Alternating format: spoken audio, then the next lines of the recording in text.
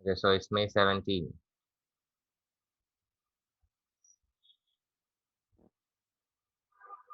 May 17 এর number 1 এ চলে যাই। জি sir.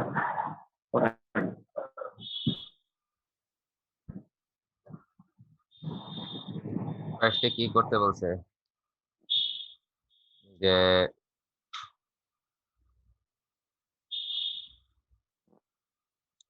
prepare in accordance with the international accounting standard মানে প্রফিট এন্ড লস অ্যাকাউন্ট করতে বলছে, কম্প্রিহেনসিভ ইনকাম করতে বলছে। তো কম্প্রিহেনসিভ ইনকাম করার টাইমের মধ্যে কি করব সর্বপ্রথম? ওয়ার্কিং, ঠিক না? তো ওয়ার্কিং এর জন্য সর্বপ্রথম হলে কি আমরা দেখব যে কোনগুলা কোন কোন সেকশনে যাবে। আমরা ওয়ার্কিং এক হলে গিয়ে cost of sales,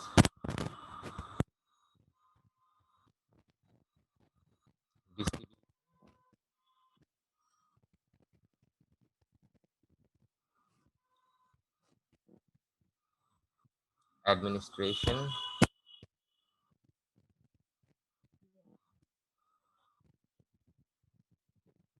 R financial.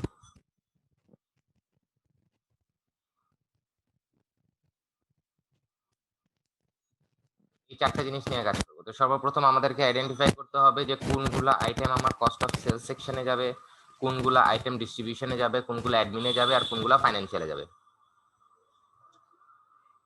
So cost of sales সেকশনে কোনগুলা যায় আমরা দেখি সর্বপ্রথম যে এখানের মধ্যে আছে ডিবেঞ্চার। তো ডিবেঞ্চার কি আমাদের জন্য? ডিবেঞ্চার কিন্তু একটা লোন, মানে একটা নন কারেন্ট লাইবিলিটি কিন্তু। দেন 8% ব্যাংক লোন যেটা, এটাও কিন্তু একটা নন কারেন্ট লাইবিলিটি। এখন এই নন কারেন্ট লাইবিলিটির যে ইন্টারেস্টটা, সেটা কিন্তু ইন্টারেস্ট পেয়েবল। আমি কি বলছিলাম যে ইন্টারেস্ট পেয়েবল যতগুলা থাকে, যত ধরনের ইন্টারেস্ট পেয়েবল থাকবে, সেইগুলা কিন্তু সব আমার জন্য ফাইন্যান্সিয়াল কস্ট হবে।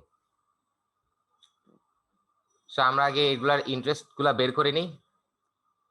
মানে তোমার 1 2 1 2 3 4 5 ইন্টু 7.5%, আর এখানে আসতেছে হলো গিয়া 1,50,000 ইন্টু 8%। সো দেখো তোমার অ্যান্সারটা কত আসে, জোরে বলো, শুনতেছি না। 90,000 উপরটা। উপরেরটা 90,000। অলরাইট, পরেরটা পরেরটা 15,000। 12,000। 12,000। অলরাইট, এখন ব্যাপারটা কি যে এই যে 90,000 আর 12,000 যেটা আসছে, এটা কিন্তু ইয়ারলি ইন্টারেস্ট। কাজ আমরা কিন্তু এই পার্সেন্টেজ যেটা বুঝায়, এই পার্সেন্টেজ কিন্তু পার অ্যানাম বুঝাচ্ছে, অ্যানাম মানে ইয়ারলি। সো এই ইয়ারলি ইন্টারেস্ট কিন্তু আমাকে পে করতে হয়, যেটা হলো গিয়ে আমরা ফাইন্যান্সিয়াল কস্টে লিখবো। বাট আমরা একটা জিনিস চেক করব যে যদি কোনো লোন ইন বিটুইন আ ইয়ার, মানে আমরা যে ম্যাচ করতেছি, আমরা ম্যাচ করতে কিন্তু 31 মার্চ 2017 এর, যদি এই 31 মার্চ 2017, তো আমার ইয়ারটা শুরু হচ্ছে কবে থেকে? 1 এপ্রিল 2016 থেকে। তো এই ইন বিটুইন এর যদি কোনো লোন নেওয়া হয়, মানে এই এক বছরের মাঝে যদি কোনো লোন নেই, তাহলে কিন্তু আমরা এক বছরের ইন্টারেস্ট পে করব না, যত মাস হয়েছে অত মাসের ইন্টারেস্ট পে করব। যেমন আমরা কিছু অ্যাডিশনাল ইনফরমেশন চেক করে নিতে পারি যে লোন বাবদ কোনো অ্যাডিশনাল ইনফরমেশন দিছে নাকি। দেখো এখানের মধ্যে দুইটা ইনফরমেশনের ব্যাপারে বলা আছে। একটা বলছে হলো গিয়া যে there is 1 months interest owing on the bank loan. আচ্ছা, এটা ডিউ ছিল, এটা আমরা এখন দেখবো না, এটা ফাইন্যান্সিয়াল পজিশনের টাইমে দেখবো। আর এখানে বলছে the interest payable on the debenture are made in two equal installments at the end of September and the end of March. The payment of March is outstanding.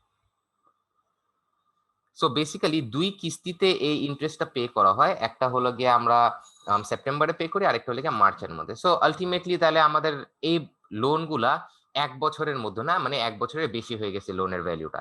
So ultimately আমরা কিন্তু এই yearly ইন্টারেস্টটাই লিখবো। So this 90,000 and this 1,20,000, sorry, 12,000 will be on the financial cost. এটা বুঝলাম?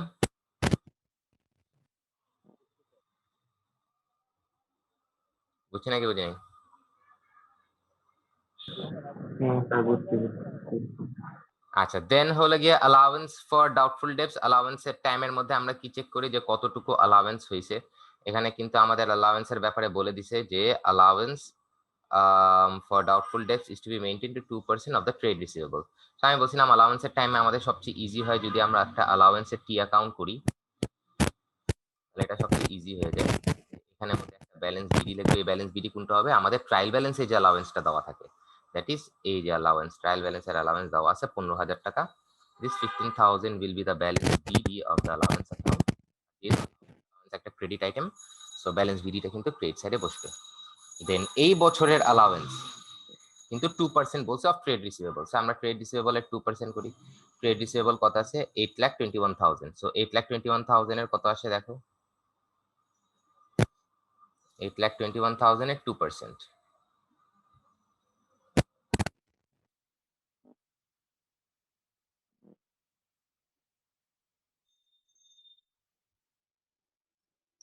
$16,420.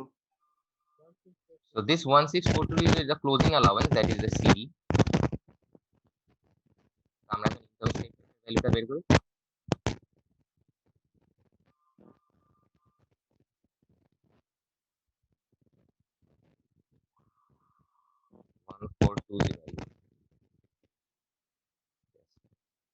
এই যে 1420 যেটা, এটা কিন্তু আমার বেসিক্যালি অ্যালাউন্সের ভ্যালুটা।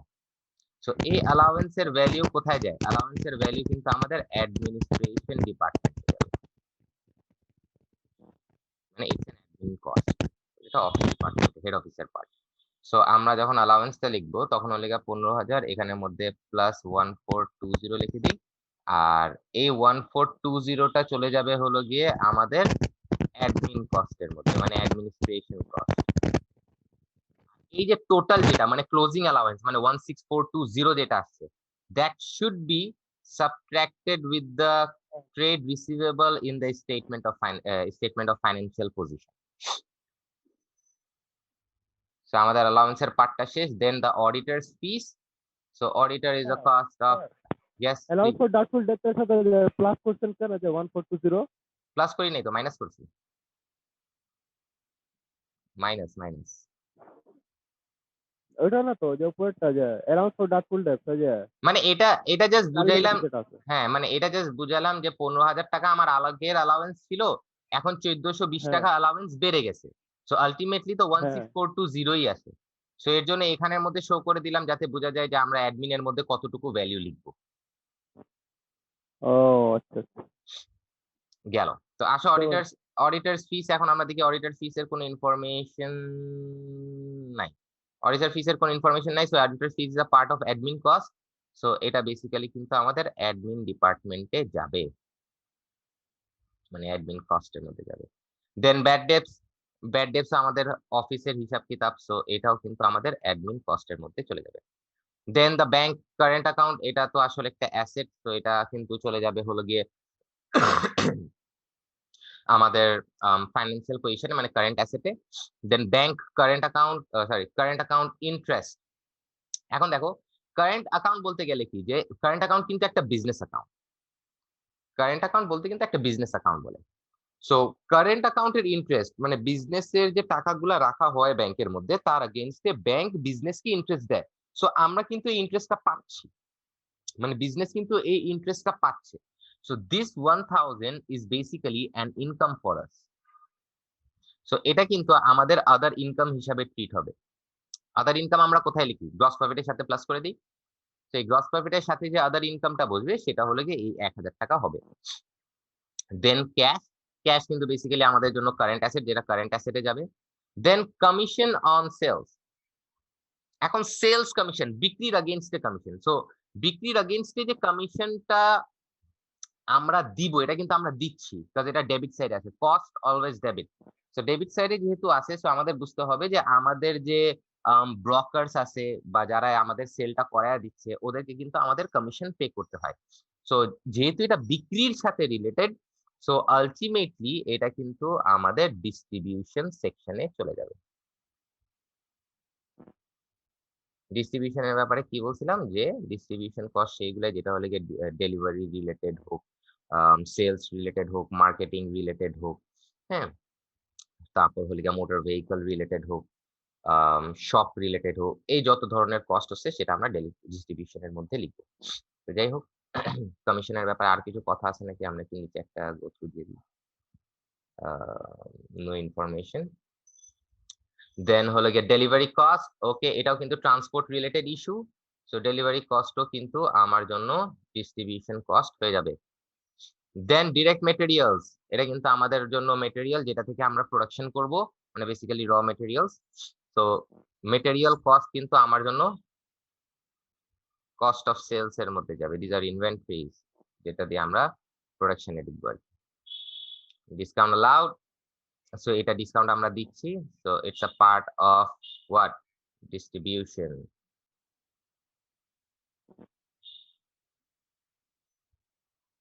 দেন ডিসকাউন্ট স্যার রিসিভ। ডিস্ট্রিবিউশনে কেমনে পড়লো স্যার? জি, স্যার এটা ডিস্ট্রিবিউশনে কেমনে পড়লো স্যার, এটা ডিসকাউন্টের অবস্থা?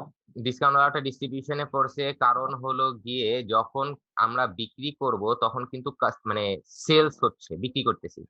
সো সেলস এর ইনফরমেশন কিন্তু বেসিক্যালি সেলস রিলেটেড ইস্যুস, এটা কিন্তু শপ রিলেটেড হয়ে গেল। তো সব যেহেতু রিলেটেড হয়ে গেছে তখন কিন্তু ওটার সব রিলেটেড ইনফরমেশন ডিস্ট্রিবিউশনে লিখি। আর ডিসকাউন্টটা অ্যালাউডটা তখন কখন করতেছি? যখন আমার ট্রেড রিসিভেবল বা আমাদের কাস্টমার আমাদেরকে পেমেন্ট করবে। ঠিক না? তো যেহেতু সেলস রিলেটেড ইনফরমেশন আমাদের ডিস্ট্রিবিউশনে যাচ্ছে, অবশ্যই ডিসকাউন্ট অ্যালাউড ইনফরমেশন আমাদের ডিস্ট্রিবিউশনের মধ্যেই যাবে। ব্যাপারটা বুঝলাম? আচ্ছা। ওকে, ডিসকাউন্ট রিসিভ হলো গিয়ে আমাদের মেটেরিয়ালের টাইমে, মেটেরিয়াল কেনার টাইমে আমরা এই ডিসকাউন্টটা পাচ্ছি পেমেন্ট করার টাইমে। So this is a part of cost of sales. So যেহেতু আমরা এই ডিসকাউন্টটা পাইছি সেটা কিন্তু আমাদের মেটেরিয়াল কস্টকে কিন্তু কমায় দেয়। So hence this discount allowed should be subtracted on the cost of sales section. Then the factory building, factory related বা ম্যানুফ্যাকচারিং রিলেটেড ইনফরমেশন কিন্তু আমরা লিখি হলো গিয়া কস্ট অফ সেলস এ। But factory building carrying value is a non current asset, but এটা তো লিখতে পারবো না, বাট এটা ডেপ্রিসিয়েশন লিখতে হবে। So let's see factory building এর ডেপ্রিসিয়েশনের ব্যাপারে কি বলা আছে। এখানে কিন্তু একটা কথা বলে দিছে যে the factory building are being depreciated over a 50 years life using the straight line method. 10 years depreciation has already been calculated to date. Depreciation of the present year needs to be calculated and entered into the books. There have been no addition, no disposals in the purchase of the factory building. মানে হলো গিয়ে আমাদের 50 বছরের ডেপ্রিসিয়েশনটা করতে হয়, যেটা হলো কি স্ট্রেট লাইন মেথড। আমরা এই স্ট্রেট লাইন মেথডের ফর্মুলাটা জানি কি, যে cost minus residual by useful life. So residual বলতে গেলে হলো গিয়া the value which the business expects that they will receive after selling up the non-current asset, মানে বলতে পারো যে সেলিং প্রাইস এক হিসাবে। সো কস্ট যেহেতু আমরা অলরেডি জানি, ইউজফুল লাইফ এখানে কিন্তু কোনো সেলিং প্রাইসের কথা বলে নাই, কাজ হলে গিয়া বলেই দিছে কোনো নন কারেন্ট অ্যাসেট বিক্রি হয় নাই, মানে ফ্যাক্টরি বিল্ডিং বিক্রি হয় নাই। বাট নাম্বার অফ ইয়ার্স কিন্তু 50 বলা ছিল, যেটার মধ্যে 10 ইয়ার ওরা অলরেডি ক্যালকুলেট করে ফেলছে। তো বাকি রইল কত? 40।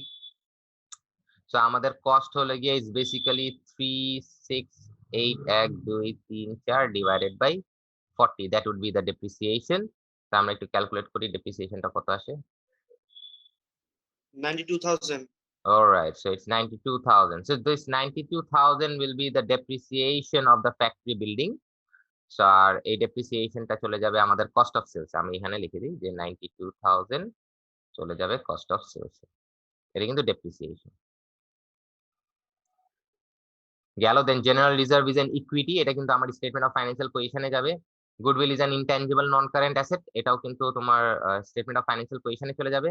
দেন দ্য হেড অফিস এক্সপেন্স। এখন হেড অফিস, অফিস রিলেটেড সব ধরনের এক্সপেন্স কিন্তু আমরা অ্যাডমিন ডিপার্টমেন্টের মধ্যে লিখবো। সো হেড অফিস রিলেটেড কোনো কস্ট ইনফরমেশন দেওয়া আছে নাকি একটু চেক করে নেই। No information. So this head office expenses কিন্তু আমার অ্যাডমিন ডিপার্টমেন্টে চলে যাবে, admin cost. Then interest on the bank loan, আচ্ছা এটা কোনো কাজ নেই কারণ আমরা অলরেডি ইয়ারলি ইন্টারেস্ট বের করে ফেলছি। এটা ট্রিট করব হলো গিয়ে আমরা যখন ব্যালেন্স শিট করব তখন দেখব, ব্যালেন্স শিটের ইনফরমেশনের টাইমে দেখব। ইন্টারেস্ট অন ডিবেঞ্চার এটাও যখন ব্যালেন্স শিট করব তখন এই ইনফরমেশনটা দেখব। Inventory, okay this is the opening inventory and hence it's a cost of sales সেকশনে চলে যাবে, যেটা inventory related information. Then marketing, as in advertising, all kind of advertising is directly proportionate with the sales. So sales related information যদি আমাদের ডিস্ট্রিবিউশনে যায় তাহলে সেটাও কিন্তু আমাদের ডিস্ট্রিবিউশনে চলে যাবে। Then motor van cost and motor van depreciation. All right. So motor van is a delivery expenses, it's kind of a delivery expenses. So এটা কিন্তু ডিস্ট্রিবিউশনে যাবে, বাট এটা হলে আমাদের ডেপ্রিসিয়েশনটা বের করে নিতে হবে। এখানে মোটর ভ্যানের ব্যাপারে ডেপ্রিসিয়েশনের কথা বলা আছে। The motor van are depreciated over a 5 years life assuming a nil residual value using the straight line method. তো nil residual value বলতে গেলে কি জিরো, আর হলে গিয়ে 5 ইয়ার্স বলছে। সো আমরা কস্ট জানি মোটর ভ্যানের, it's 38400 divided by straight 5। So আমরা ডেপ্রিসিয়েশনের ভ্যালুটা পেয়ে যাব। দেখি ডেপ্রিসিয়েশনটা কত আসে। 7680. 7680. So this 7680 is the depreciation value for motor vehicle, আর এই ডেপ্রিসিয়েশনের ভ্যালুটাই কিন্তু আমরা লিখবো ডিস্ট্রিবিউশনে। স্যার, ইয়েস, হেড অফিস এক্সপেন্সের ডিসপেন্স নিচে আছে। ইনফরমেশন আছে। হ্যাঁ, 5% একটা তারপর হেড অফিস স্টাফ, ওটা একটা। কোথায় দেখলে এটা? এই যে হেড অফিস 5%। স্যার ওইটা পাওয়ারের ব্যাপারে বলছে, আমাদের হেড অফিস এক্সপেন্সের কথা বলে নাই। এটা পাওয়ারের অ্যাপরশনেটের কথা বলছে, এটা যখন আসবো তখন দেখবো না, সমস্যা নেই, দেখতেছি। অলরাইট, পরে হলো গিয়া motor van running expenses. Motor van is a kind of distribution expenses, so motor van running expense আমাদের ডিস্ট্রিবিউশনে চলে যাবে।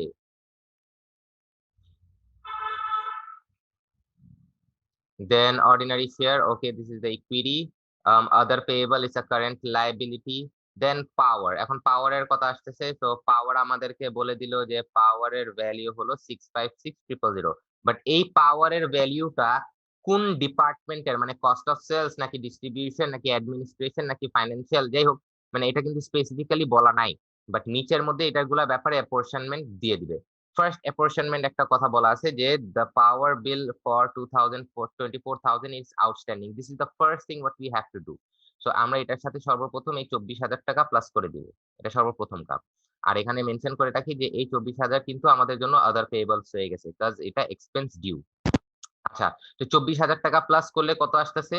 7 8 মানে 68 1 2 3 4, এটা কিন্তু আমার পাওয়ারের ভ্যালু।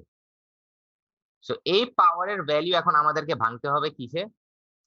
70%। এই যে পাওয়ারের ভ্যালু বলে দিয়েছে 70% যাবে ফ্যাক্টরিতে, 10% যাবে ওয়্যার হাউসে, শপে যাবে 15% এন্ড হেড অফিসে যাবে 5%। সো ওই যে 68 চারটা জিরো যেটা আমরা প্লাস করার পর বের করলাম, ওই 68 চারটা জিরোর 70% করি 476000। 476000, এটা কিন্তু আমাদের কস্ট অফ সেলসে চলে যাবে। দেন 10% করি 68,000, এটা কিন্তু ওয়্যার হাউস বলছে, সো ইটস ডিস্ট্রিবিউশন কস্ট। দেন শপের করি 15%, 1,02,000। 1,02,000। সো এটাও কিন্তু সব বলছে, so ultimately it's a distribution cost. Then head office দেখি, 34,000। so 44,000. This 44,000 will go on what? Admin's cost. 34,000। All right, 34. এটা কিন্তু আমাদের অ্যাডমিন কস্টে চলে গেল। আমাদের পাওয়ারের ইনফরমেশনও হয়ে গেল। Production machineries carrying value, so দেখবো লেগে প্রোডাকশন মেশিনারি, যেহেতু প্রোডাকশন বলেই দিছে মানে এটা কস্ট অফ সেলস বুঝে নিলাম। এখন আমরা দেখি ডেপ্রিসিয়েশনের ব্যাপারে কোনো কিছু বলা আছে নাকি। There you go. The production machinery is to be depreciated 10% per year using the reducing balance method. So reducing balance method আমরা জানি কি যে cost minus previous year depreciation into percentage, but এখানের মধ্যে কিন্তু straight carrying value দেওয়া আছে। So previous year depreciation বা আগেকার depreciation already minus করার পর market value দেওয়া আছে। সো আমরা এটার উপরে ডিরেক্টলি পার্সেন্টেজ করে দিতে পারি। সো পার্সেন্টেজ বলছে হলো গিয়ে 10%, সেটা 10% করে দিই। So it's 43900. This is basically the depreciation for production machinery and will go to the cost of sales section. Then rent of warehouse. Warehouse যেহেতু বলছে এটা গোডাউন রিলেটেড ইনফরমেশন, সো এটা কিন্তু আমাদের সেলস এর সাথে connected. So hence this is a distribution cost.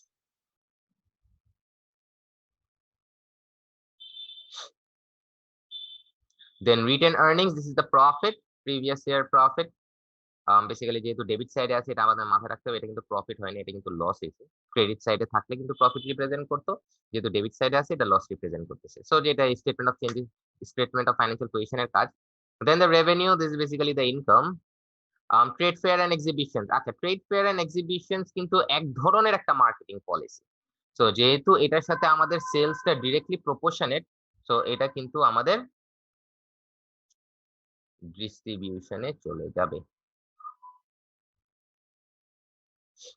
Then trade payable, okay, it's a current liability. Trade receivables, it's an asset. Wages, এখন wages এর কথা বলতেছে। এখন আমরা কিন্তু বলে দিছি যে 38,70,000 সো এই যে ওয়েজেস এর ভ্যালুটা দিল, এটা কিন্তু বলে নাই যে এই ওয়েজেসটা কার, কাজ লেবার তো সব ডিপার্টমেন্টেই থাকতে পারে।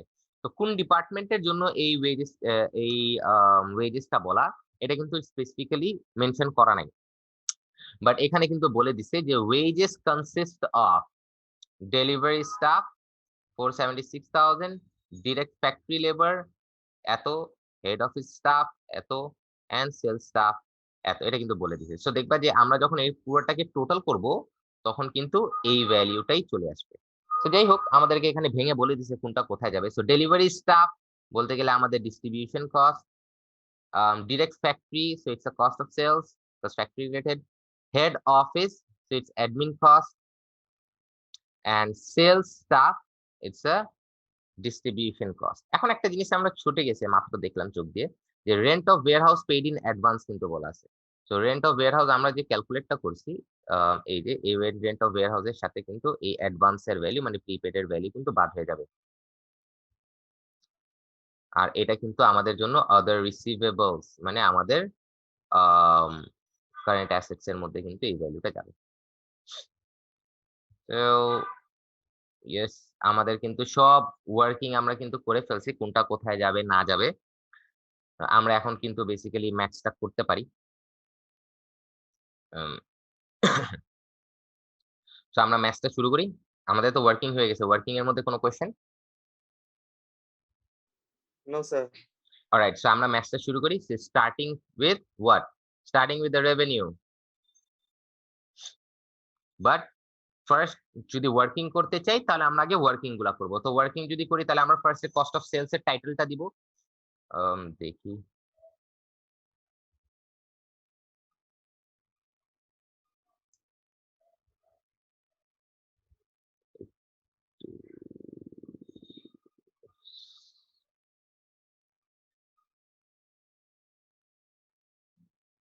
সো আমরা ফার্স্ট এর মধ্যে কিন্তু টাইটেল দিব কস্ট অফ সেলস।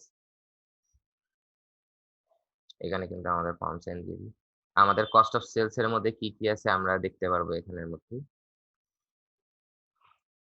আমাদের কস্ট অফ সেলস এর মধ্যে ফার্স্ট যে জিনিসটা পাইলাম that is this, direct materials. আমরা লিখি direct material. So direct materials এর ভ্যালু কিন্তু 215 গেল। পরে কি আছে? পরে কিন্তু এখানে মধ্যে আরেকটা কস্ট অফ সেলস পাইলাম that is discount received. So discount received, so 43,000, this 43,000 should be subtracted কারণ এটা ম্যাটেরিয়াল প্রাইসে কমায় দিচ্ছে। দেন এখানে আরেকটা পাইলাম that is depreciation of factory building.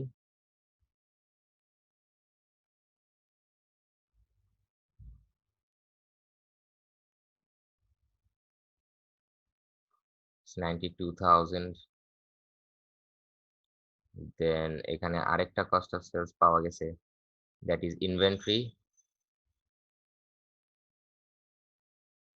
কিন্তু বেসিক্যালি ওপেনিং আর কি। So opening inventory is 77230.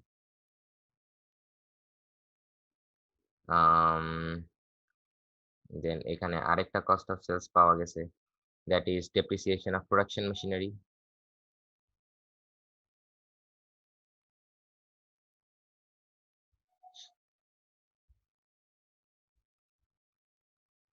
That is 43900. Then এখানে আরেকটা পাওয়া গেছে, that is wages.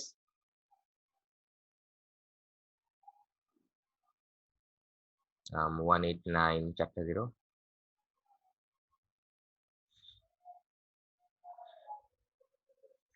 এখানে আরেকটা পাওয়া গেছে, that is power.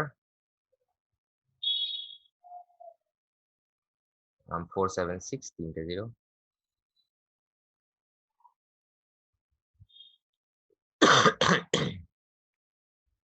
আর নাই, বাট এখানের মধ্যে ওই যে একটা ক্লোজিং ইনভেন্টরি ছিল যেটা মিস করলাম, আমি ক্লোজিং ইনভেন্টরিটা বসাই দিই। Closing inventory,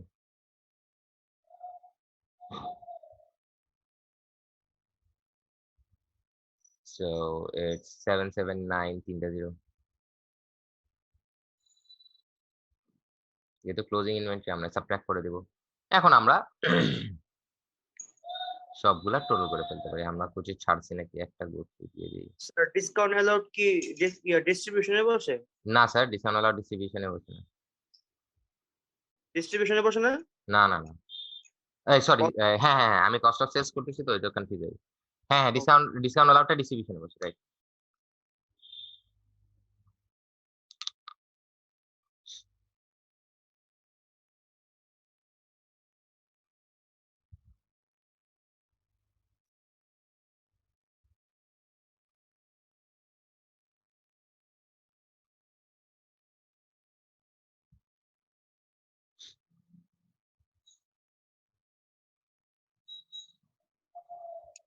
sir 4601900।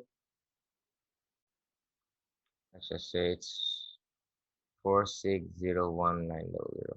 সো যাই হোক, কস্ট অফ সেলস হয়ে গেছে। সো আমরা এভাবে করেই কিন্তু ডিস্ট্রিবিউশন, অ্যাডমিনিস্ট্রেশন সবগুলাই কিন্তু প্লট করব। সো তোমাদের যে কাজটা থাকবে, তোমরা হলে কি পুরাটাকে প্লট করে সবগুলা মানে ডিস্ট্রিবিউশন, অ্যাডমিনিস্ট্রেশন, ফাইন্যান্সিয়াল তিনোটা বের করে টোটাল করে আমাকে নক করো, তারপর হলো গিয়ে আমরা কনফার্ম করে ব্যালেন্স শিটটা করব। ঠিক আছে? Okay sir.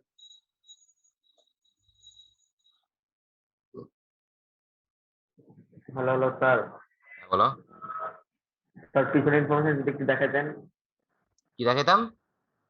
এই যে পিছনে যে প্লট গুলো করছেন।